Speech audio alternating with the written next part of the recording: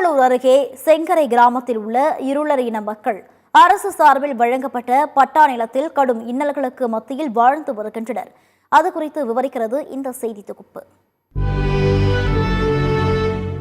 இருள் சூழ்ந்த பள்ளம் மேடுகளால் நிறைந்த சுமார் 4 கிலோமீட்டர் மண் பாதை. பாதையின் முடிவில் சிறிதளவு கூட வெளிச்சமின்றி 30க்கும் மேற்பட்ட ஓலை குடிசைகள். குளிரில் நடுங்கியபடி தட்டு தடுமாறி இருளில் சமைத்து அதனை டார்ச் லைட் வெளிச்சத்தில் சாப்பிடும் மக்கள். இதுதான் கடந்த பல மாதங்களாக திருவள்ளூர் மாவட்டம் ஊத்துக்கோட்டை வட்டத்தில் உள்ள செங்கரை கிராமத்தில் தமிழக அரசால் மறு குடியமர்த்தப்பட்ட 30க்கும் மேற்பட்ட இருளர் பழங்குடி மக்களின் அவல நிலை. ஊத்துக்கோட்டையில் பல்வேறு பகுதிகளில் நீர்நிலைகள் ஆறுகள் தஞ்சமடைந்திருந்த 35 இருளர் பழங்குடி குடும்பங்களுக்கு ஊத்துக்கோட்டை வருவாய்த்துறையின் சார்பில் இலவச வீட்டுமனை தமிழக அரசின் சார்பில் வழங்கப்பட்டது. இந்த இடத்திற்கு குடிபெயர்ந்து கடந்த பல மாதங்களாக ஓலை குடிசைகள் அமைத்து வசித்து வருகின்றன. ஒரு சிலருக்கு அரசின் இலவச வீடு கட்டி கொடுக்கப்பட்டு வரும் நிலையில் மீதமுள்ள மக்களுக்கு இதுவரை வீடு கட்டி கொடுப்பதற்கான எந்த ஒரு முறையான நடவடிக்கையும் எடுக்கவில்லை என்று தெரிவித்துள்ளனர் இப்பகுதி மக்கள். அரசு வீட்டுமனை வழங்கியது முதலில் மிகுந்த மகிழ்ச்சியை ஏற்படுத்தினாலும் அவர்களின் மகிழ்ச்சி சிறிது காலமே நீடித்தது. மின்சார இணைப்பு, சாலை வசதி போன்ற அடிப்படை வசதிகள் ஏற்படுத்தி தரவில்லை என்பதால் மிகுந்த அவதியை சந்தித்து வருகின்றனர். இப்பகுதி ஊருக்கு ஒதுக்குப்புறத்தில் காட்டை ஒட்டி சுமார் 4 கிலோமீட்டர் தூரத்தில் இருப்பதாலும் இப்பகுதியிலிருந்து சென்று வர முறையான சாலை வசதி இல்லை என்பதாலும் மிகுந்த இன்னல்களுக்கு மத்தியில் வாழ்ந்து வருகின்றனர். மருத்துவ அவசரத்திற்கு செல்ல வேண்டும் என்றால் கூட சுமார் 13 கிலோமீட்டர் தொலைவில் உள்ள ஊத்துக்கோட்டைக்கோ அல்லது 8 கிலோமீட்டர் தொலைவில் உள்ள பெரியபாளையம் பகுதிக்கு செல்ல வேண்டிய நிலை இருப்பதாகவும் யாரேனும் வந்து உதவி செய்தால் மட்டுமே மருத்துவமனைக்கு சொல்ல முடியும் எனவும் வேதனை தெரிவிக்கின்றனர்.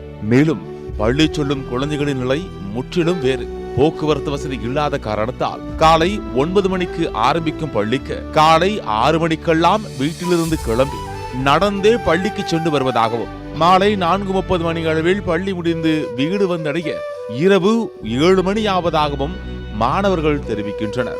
இப்பகுதி மக்கள் தொடர்ந்து தாங்கள் இங்கு அனுபவித்து வரும் இன்னல்கள் குறித்து நமது செய்தியாளரிடம் தெரிவிக்கைகள். பட்டா கொடுத்துருக்குறாங்க, காட்டில் இருக்கிறோம். எங்களுக்கு போக வர வசதி இல்லை, லைட்டு வசதி இல்லை, தெரு லைட்டு இல்லை, போஸ்ட்டு இல்லை, எதுவுமே கிடையாது. நாங்கள் டேச்சி எடுத்துன்னு போகிறோம் வரோம். பசங்க வந்து அண்ணாவரான்ற ஊருக்கு ஸ்கூலுக்கு போகுது. அந்த போகிற வயலில் கூட ரொம்ப கஷ்டத்தில் தான் போகுது. குழந்தைங்க நடந்து போகுது வருது. வயல் என்ன நடந்தாலும் பார்க்கறதுக்கு எங்களால் முடியலை. நாங்கள் கூலிக்கு போகிறோம். நாங்கள் எஸ்டி மக்கள், ரொம்ப கஷ்டத்தில் பாதிக்கிற மக்கள். எங்களால் பிள்ளைங்களை கண்காணிக்க முடியல. விட்டு போகிறோம், என்ன நடக்குமோ ஏது நடக்குமோன்னு பயந்து வாழ்ந்துக்கின்னு வந்துன்னு கிடக்குறோம். நான் 6வது படிக்கிறேன். இங்கேருந்து நடந்து போகிறதுக்கு கஷ்டமாக இருக்கு. லைட்டு ரோடுல செஞ்சு கொடுத்தீங்களா இருக்கும். சாடு மல்ல படிக்கிறதுக்கும் முடியல. பூச்சி வந்து சாப்பாடுல வந்து உயிது. இப்படியே தான் வச்சிருப்பீங்களா? எங்களுக்கு வீடு வாசல் கட்டி கொடுக்க மாட்டீங்களா?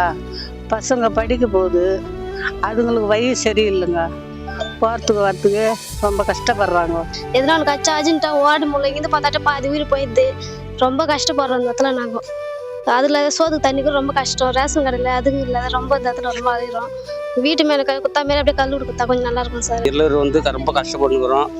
எங்களுக்கும் ஒரு வசதி செஞ்சு விட்டா பசங்களை படிக்க வச்சு நாங்களும் ஒரு இது ஆகலாம். இது குறித்து எல்லாபுரம் வட்டார வளர்ச்சி அலுவலரிடம் நமது செய்தியாளர் வினவிய போது விரைவில் அந்த பகுதி மக்களுக்கு அரசு தொகுப்பு வீடுகள் மற்றும் சாலை வசதி, மின்சார வசதி ஏற்பாடு செய்து தருவதாகவும் அதற்கான முன்மொழிவு அரசுக்கு அனுப்பப்பட்டுள்ளதாகவும் தற்போது 2 தொழிற்சாலைகளும் பேசியிருப்பதாகவும் அதன் சிஎஸ்ஆர் நிதியை வைத்து அந்த பகுதிக்கு அடிப்படை வசதிகள் செய்து தர முயற்சி செய்து வருவதாகவும் தெரிவித்தார்.